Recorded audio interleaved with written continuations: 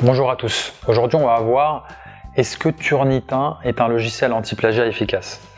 Alors, tout d'abord, présentons Turnitin. Turnitin, c'est un des principaux logiciels anti-plagiat utilisés dans le monde. Officiellement, environ 15 000 institutions l'utilisent dans le monde, donc également de nombreuses universités françaises. Donc il fait partie des principales technologies anti-plagiat utilisées dans le monde. Ça fait partie des logiciels également les plus fiables.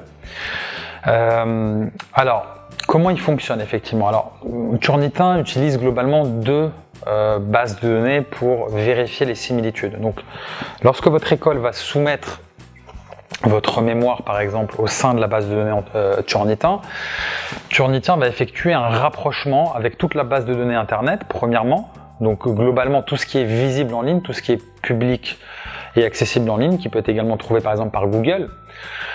Ça, c'est la première source, la première chose, et le logiciel est relativement fiable pour détecter ces similitudes. Donc, si effectivement, vous avez par exemple fait un plagiat, c'est-à-dire vous avez copié-collé des informations, des phrases, des paragraphes d'un document qui est sur Internet et que vous l'intégrez dans votre mémoire, Turnitin le verra et le fera apparaître automatiquement au sein du scan anti-plagiat qui sera délivré auprès de la personne qui a fait cette vérification, qui verra apparaître tout de suite le paragraphe que vous avez plagié, que vous avez copié-collé.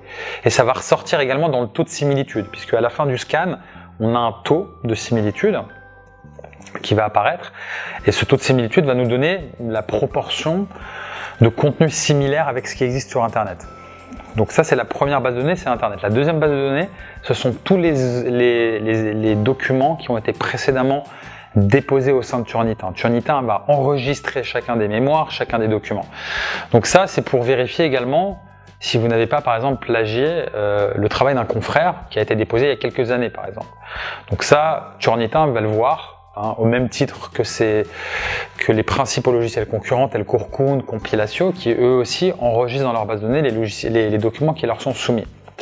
Si ça a été soumis par exemple auprès d'Orkun et que c'est pas visible en ligne, bah, ça n'apparaîtra pas au sein de Turnitin par exemple. Ceci étant dit, si ça a été déjà soumis auprès de Turnitin, ça va être enregistré dans la base de données de Turnitin. Donc ça, c'est le deuxième élément. Donc après, pour revenir sur le taux de similitude, ça ne va pas vouloir forcément dire que vous avez fait autant de plagiat, que vous avez X% de plagiat. Non, ça va être un taux de similitude. L'intelligence artificielle du logiciel, qui consiste à détecter, à rapprocher les similitudes entre ce qui est présent dans votre mémoire et ce qui existe dans d'autres documents qui sont accessibles en ligne ou qui ont été précédemment publiés au sein du logiciel, consiste à identifier ces similitudes. Mais si vous avez référencé ces similitudes en suivant deux critères de base, le premier, les guillemets, et le deuxième, la source, ça va être considéré comme de la similitude, mais ça ne va pas être considéré comme du plagiat, puisque vous avez eu l'honnêteté intellectuelle d'en indiquer la source, vous ne vous êtes pas approprié. Pour reprendre des termes juridiques, vous n'êtes pas approprié, vous n'avez pas fait de vol immatériel. C'est-à-dire que vous n'êtes pas approprié le travail d'autrui et vous avez dit c'est bon, c'est moi qui l'ai fait. Non, vous n'avez pas fait ça. Vous avez été honnête, vous avez dit voilà, un confrère, un chercheur a déjà réalisé ce travail-là, je le cite, donc je le mets entre guillemets, ça ne m'appartient pas, j'en indique la source. Le logiciel va le comptabiliser comme de la similitude, mais la personne, quand elle va faire la vérification, quand elle va regarder, elle va interpréter ce résultat, elle va voir que c'est pas du plagiat, puisque vous en avez indiqué la source. En revanche, si vous avez fait un copier-coller, que vous l'avez pas sourcé, vous n'avez pas indiqué la référence et vous n'avez pas mis entre guillemets, bah là vous l'avez fait. Vous avez voulu, ou du moins que ce soit volontaire ou involontaire, vous avez voulu le faire paraître comme étant le vôtre. Et là, c'est par contre du plagiat et c'est beaucoup plus grave, puisque les sanctions vont jusqu'à l'exclusion de l'établissement. Et dans le meilleur des cas, vous refaites un autre travail et vous avez un zéro mémoire et vous êtes pénalisé, vous avez du stress, etc. Dans le pire des cas, vous êtes exclu de l'école. Donc c'est très grave. C'est un vol immatériel. Il y a des conséquences légales du plagiat, puisque c'est un délit. Donc faites très attention. Puisque l'école, elle s'en fiche que vous l'avez fait exprès ou pas exprès. Si vous avez fait pas exprès, ça sera peut-être une circonstance atténuante, mais vous serez quand même pénalisé. Dans le meilleur des cas, vous serez pénalisé quand même et voilà, vous devrez négocier et vous rentrerez dans un processus qui sera très lourd psychologiquement. Donc, la meilleure stratégie, c'est d'être honnête intellectuellement, c'est-à-dire de rédiger soi-même le mémoire, c'est-à-dire de déposer un écrit dont on est certain de l'authenticité. Cette authenticité, on peut la vérifier soi-même.